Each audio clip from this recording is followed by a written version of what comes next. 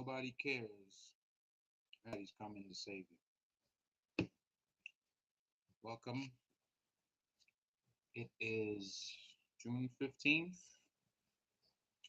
2022, 2:45 Eastern Standard Time.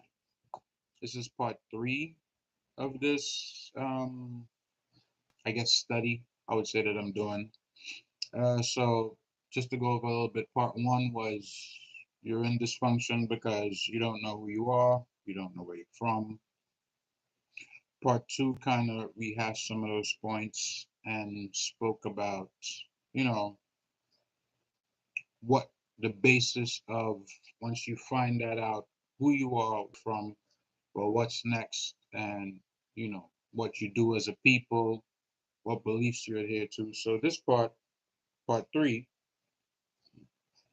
nobody cares, nobody's coming to save you. Basically, I say that because in general, there seems to be this belief by, um, and I don't like to play the whole left or right thing, but predominantly by left-leaning people that once there's a so-called black person in power, that this person is going to do things that will enable them to somehow do better in life, right? Now, we see that with every quote unquote person of color that is appointed to a position, specifically in government, right? So you have whether it's the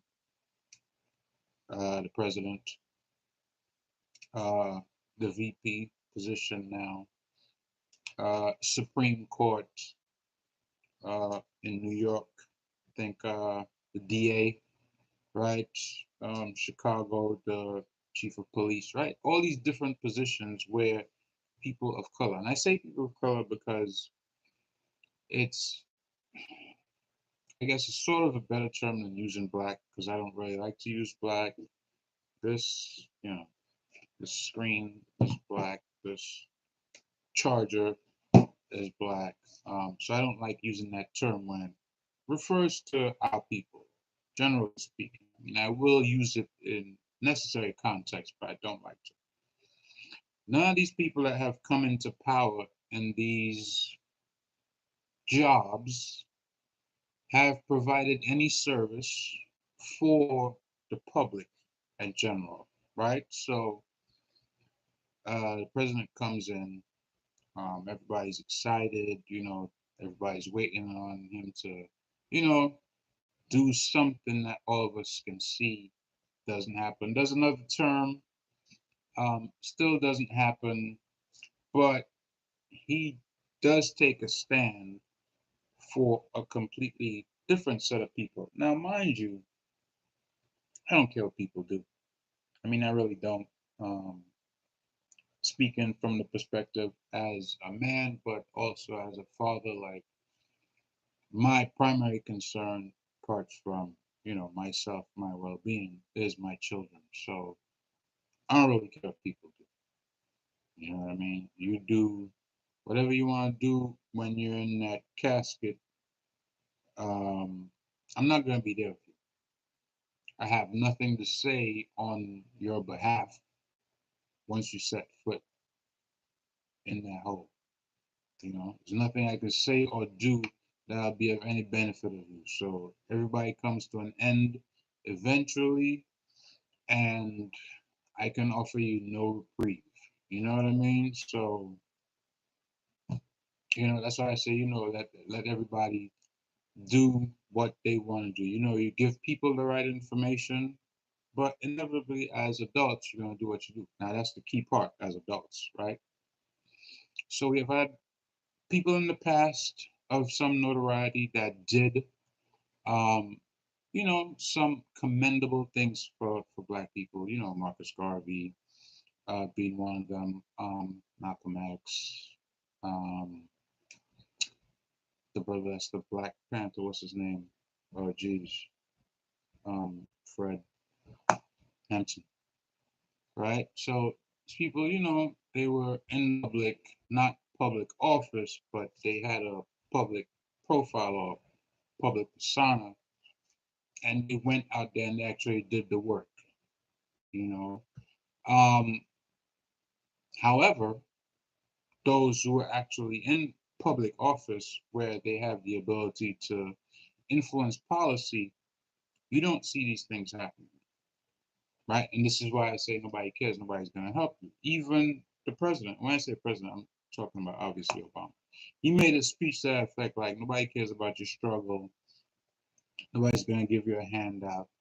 And part of that's part of the problem, right? Because it's more of a crabs in the barrel kind of like you have to make it on your own, right? I've seen and heard people who are supposedly of the same lineage, of the same faith, say things like, oh, you gotta go at it alone, you gotta mind your business, um, you don't have no friends in these YouTube streets, blah, blah, blah, blah, blah, all this other stuff, right? So they're not about building. All they're concerned about is their platform, how much wealth they're able to generate by distributing whatever information that they feel people need to know. I don't think it's right, but that's what they do. So again, to each his own. You have to be fully convicted of these things in your own mind, right? So when I say nobody's coming to help you, that's really what I mean. That those people that we prop up in the public who have a position of power, right? Whether it be, like I said, Obama, Harris, um, the woman that got appointed as the justice, um, even Sharpton, Jesse Jackson. All these people, they've been around for so many years, and you have to ask yourself just one question: what has been the benefit of their presence to the public?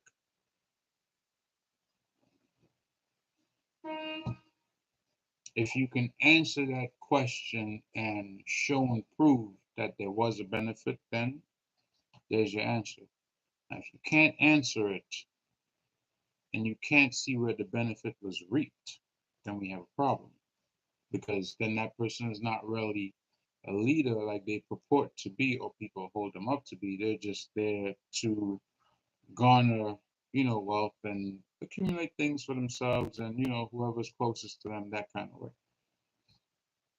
So, you shouldn't expect anything from anybody that comes into the public. And, go so far as to throw your support behind them and say, yes, this person has such and such degree and they're going to do such and such and it's going to be so great because, now this is our voice. Come on, man. Just think about where the blacks in general have come from and the things that they've went through in this country and ask yourself, really and truly speaking, who would want to see you on top apart from you, right? Nobody, right? Neighborhood I live in, there, like I mentioned previously, there's um, Arabs, there's Asians, they all have stores. You see them bringing in all these people to work in stores, family members, people of the same general race and whatever, and that's fine. But even the stores that have been there the longest, right? There's only two of them, right, within proximity that have employed so-called blacks for a long period of time. Only two. And as I said, this area, there's a lot of them. Um, and one of them, that person no longer works there. The other one, the guy's still there. It's Asian owned, but it's a black guy that operates like the cash. He's been there for a long time. So, you know, I guess they trust him. So, he runs the store sometimes or whatever. Obviously, it's not his store, but whatever the case is. So, That's part of the dysfunction, right? You let these people come in, they make all this noise, they march, they protest, they say a whole lot of stuff that sounds really good, but at the end of the day, you've accomplished nothing and you're living in this, right? Your eyes are still closed, you're still asleep, and what you're being fed, really and truly speaking, is you're being fed the matrix, right? Or all you're like Cypher. Some of you unknowingly, but others, you are, right? You don't care if the meat is real. You want to eat it while you're sleeping in this giant fluid-filled sack, right? And living this lucid dream of having steak and caviar and champagne and all this other stuff. That's what some of you are, and it's unfortunate, but that's why I have this poster up. The references to it go so deep, and it just it creates dysfunction all around because, for example, you had the last election come up. People were so tired of the president. Everybody was talking about, oh, you want Trump out, need him out. He's racist, this, that, third. And what you have to understand at the end of the day is, as a human being, as a person, as a living soul, you have to take responsibility for your own actions, right? So who are we blaming now for all the mass shootings? Is it still Trump? Is he responsible? I mean, because Joe Biden's in office right now, so whose feet are we laying that at? It can't be Trump. I mean, he got pretty much silenced by social media, right? So who is motivating these guys to go out there and destroy the lives of men, women, children, by extension, multiple families, you know, neighborhoods, right? People being just having their peace destroyed because this thing happened within proximity of where they live. So now it's like, man, if it could happen here, it could happen anywhere, right? So is it still, my question is it still Trump that's responsible? Because that's what people were making it seem like. Because he was in office, all this bad stuff happened. No, it's been that way for a long time. You can't put it on one person and say, oh yeah, it's his fault. No, man. As an adult, you gotta take responsibility. And I personally believe that, like, you have to be responsible for your actions. That's it. Whatever leanings that you have, I understand people have them because the way, we live in a capitalist society, it's like Bloods and Crips, right? There's Democrats, Republicans, there's the outliers all the way on the side and the fringes where people are just like rabid. Democrats are rabid Republicans. I mean, the post I showed the last time of the girl saying that she wishes that her mom had aborted her. That is like one of those outliers. Like, if you really feel that way, then you shouldn't be here. Like, what's stopping you? You know what I mean? Like, okay, so you should have been aborted, but you're walking around for saying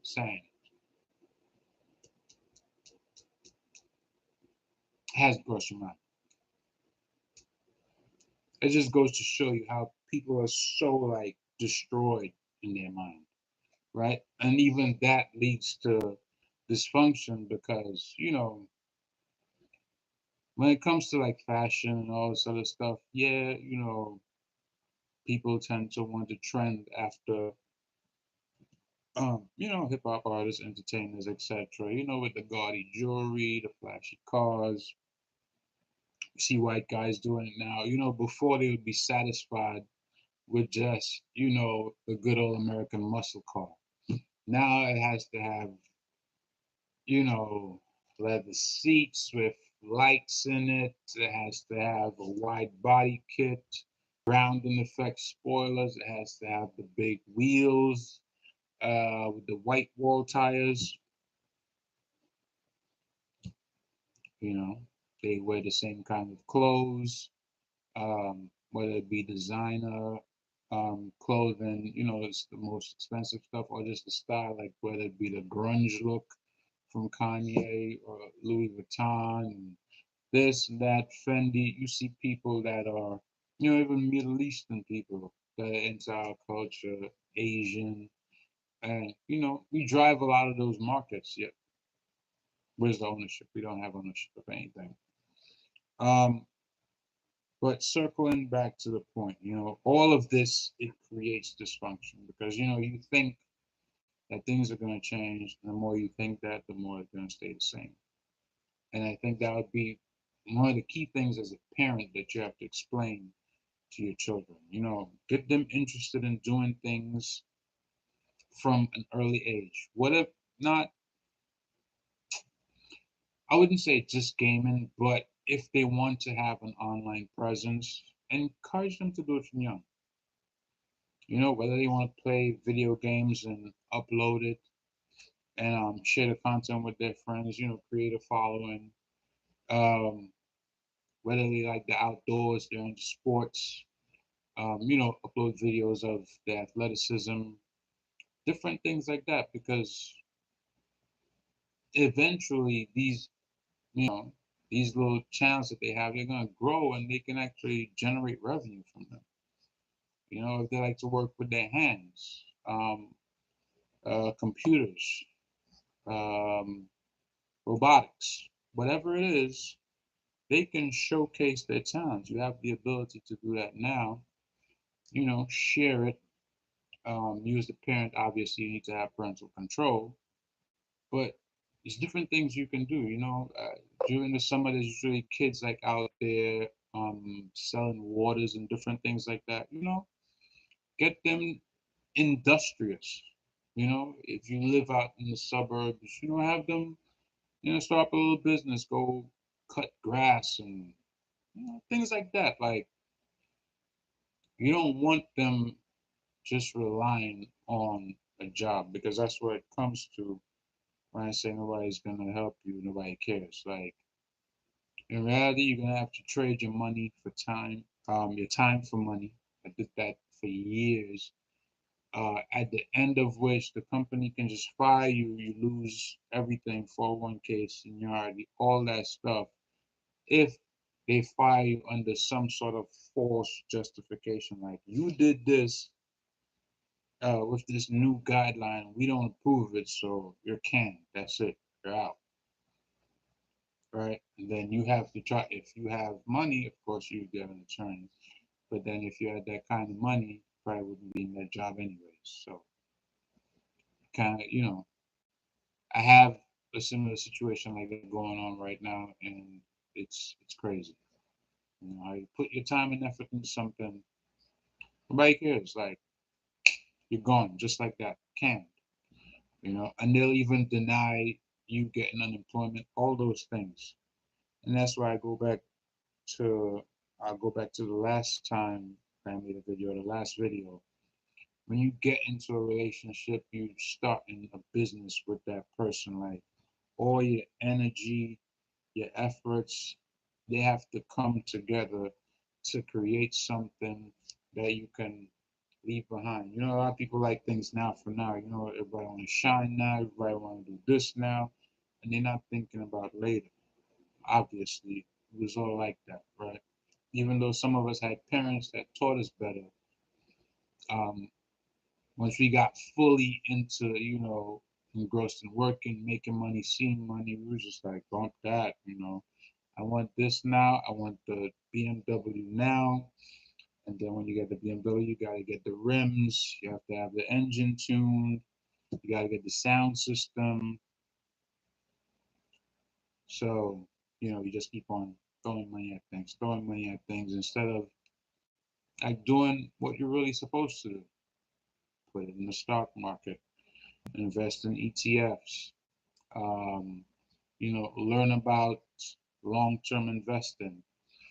And you can just start with a little bit of money. Right now, there's M1 Finance, there's Acorns, there's all these apps you can just go in, set up a little pie, put some money in it, and it grows like by such a large proportion compared to just having your money sitting in the bank. And there's very few people talking about it, right?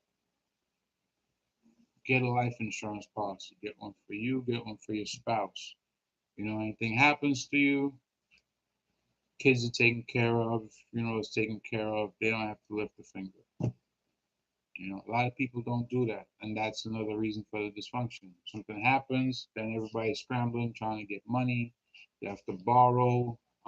You gotta try to do a GoFundMe, all this craziness, running around. Whereas you could have had something set up from way back, and as soon as something happens, you know, take it to whoever the policy holder is, New York Life, Global Life, um, whatever big insurance company, that has good policies. Pay it out, take care of your loved one, you put them in the ground, give the money to, kids put it in a trust or, interest bearing account, you reinvest in the stocks, whatever the case is, but so many things that in general, we are not even taught. Like, you don't even learn that in school. And these are little tidbits that we have to pick up on our own by doing our own research as to, how it is that we have to operate in this world.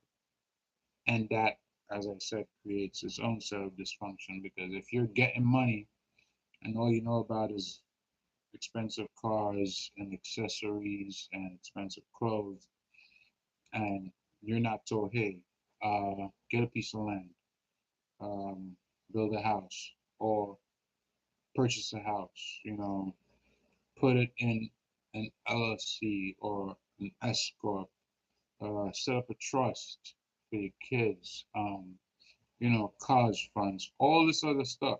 Set up an inheritance um, through one of those so that they don't get railed with taxes. You know what I mean? When it's time for them to collect.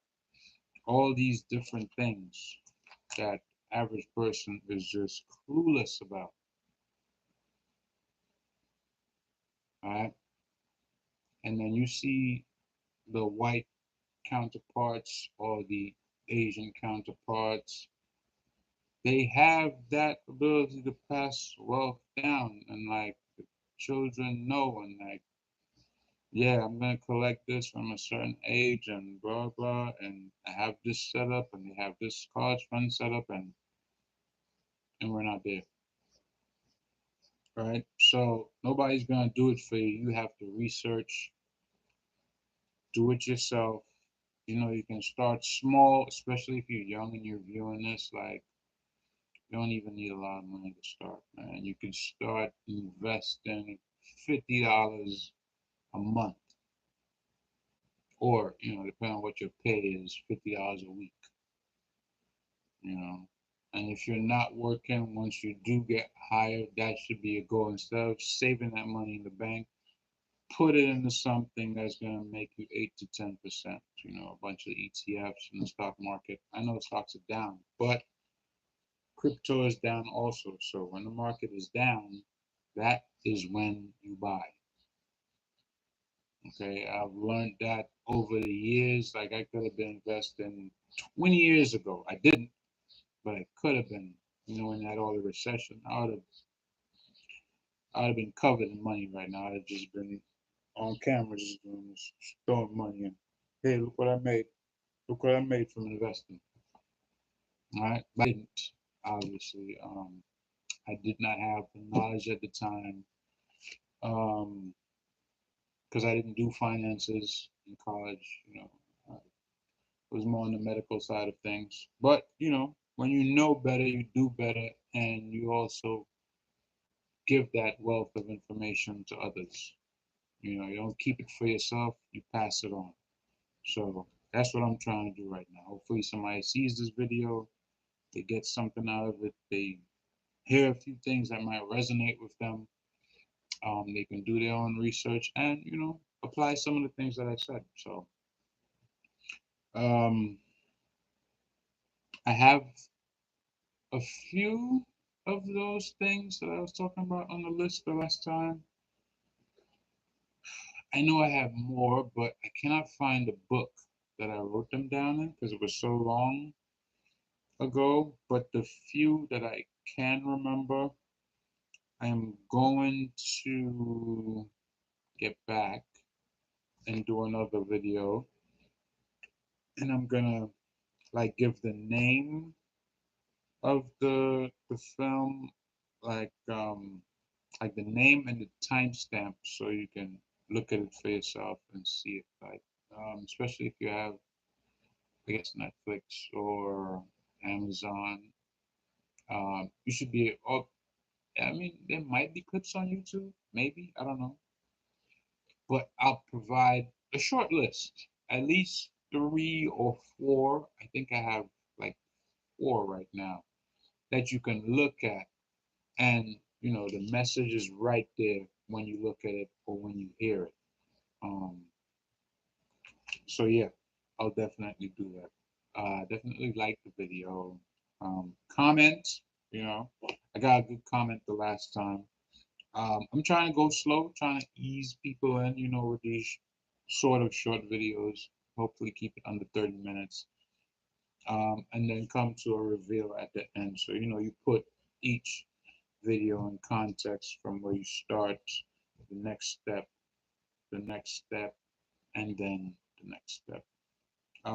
Always understanding that you're only human, you're a child of the Most High, and you know you have a purpose. All right. You might not know what it is yet. You might not be walking on that right path as yet, but trust and believe you have a purpose and there's a reason you do it. All right. Till next time, I'm out.